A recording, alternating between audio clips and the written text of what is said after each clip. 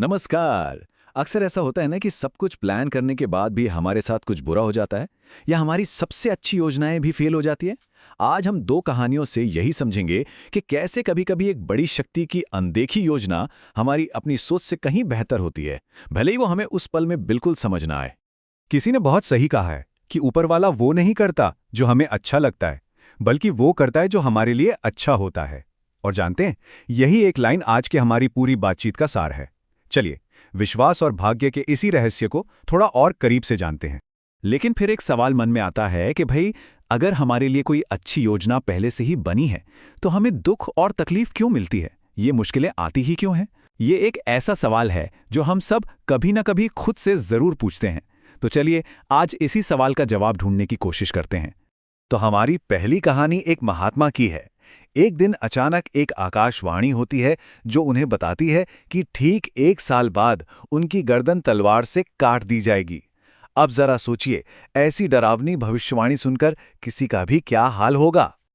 पर कमाल की बात देखिए, महात्मा जी निराश होने की बजाय खुश हो गए। उन्होंने इसे एक चेतावनी की तरह लिया और ऊपर वाले का शुक्रिया अदा किया कि चलो, प्रार्थना के लिए 1 साल का समय तो मिला। और अपना पूरा ध्यान सिर्फ भक्ति में लगाने के लिए उन्होंने एक अनोखा तरीका निकाला। हर बात का जवाब बस एक ही वाक्य में देना। और वो वाक्य था, उसकी मौत से अच्छा हुआ। चाहे कोई अच्छी खबर लाए या बुरी, उनका जवाब कभी नहीं बदलता था। फसल अच्छी हुई, उसकी मौत से अच्छा हुआ। गांव में अकाल पड़ गया, उसकी मौत से अच्छा हुआ। ये लाइन उनके अटूट विश्वास की पहचान बन गई। लेकिन फिर कहानी में एक ऐसा मोड़ आता है जहां इस विश्वास की सबसे बड़ी परीक्षा होती है। एक दिन उनके सबसे प्यारे भक्त का बच्चा गुजर गया। वो रोता बिलखता महात्मा जी के पास आया तो उन्होंने वही जवाब दिया, उसकी मौज से अच्छा हुआ। ये सुनते ही उस भक्त का दिल टूट गया और उसका सारा दुख गुस्से में बदल गया। अच्छा, इस भक्त के गुस्से पर हम वापस आएंगे, लेकिन पहले चलते हैं एक दूसरी कहानी पर जो आज के जमाने की है। ये कहानी एक सेल्स मैनेजर की है जिसका एक पूरा दिन ही मानो मनहूसियत से भरा हो था, और वो भी उस दिन जिस दिन उसे एक बहुत जरूरी इंटरव्यू की कॉल आनी थी। मतलब उस दिन की शुरुआत ही खराब हुई। सुबह अलार्म ही नहीं बजा, जैसे तैसे भागे तो रास्ते में बाइक खराब हो गई। ऑफिस पहुंचे तो पता चला कैंटीन बंद है। और शाम को जब उस सबसे जरूरी इंटरव्यू की कॉल आई तो ठीक उसी वक्त फोन की बैटरी खत्म हो गई। और तो और, रात को जब थके हारे घर पहुंचे तो बिजली भी गुल थी। अब देखिए, चाहे वो पुराने जमाने का भक्त हो या आज का ये सेल्स मैनेजर, दोनों की हालत एक जैसी है।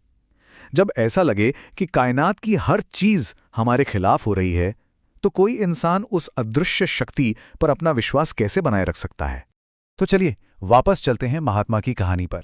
वो भक्त जो गुस्से और दुख में डूबा हुआ था, उसने एक भयानक फैसला कर लिया। उसने सोचा कि वो महात्मा जी से बदला लेकर रहेगा। उसे पता था कि महात्मा जी सुबह टहलने के लिए कहाँ जाते हैं, इसलिए वो तलवार लेकर झाड़ियों में छिप गया।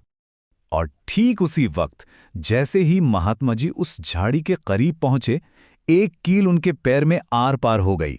वो दर्द से चीख पड़े और वहीं बैठ गए। उनका भक्त ये देखकर दौड़कर आया और उस वक्त भी महात्मा जी ने वही कहा, उसकी मौज से बहुत अच्छा हुआ। उस कील ने भविष्यवाणी को एक बिल्कुल अलग तरीके से पूरा किया।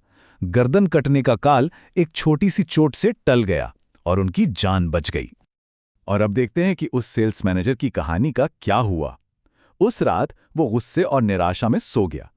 तभी उसे एक सपना आया और उस सपने में उसे उसके उस बुरे दिन के पीछे की छिपी हुई सच्चाई दिखाई गई।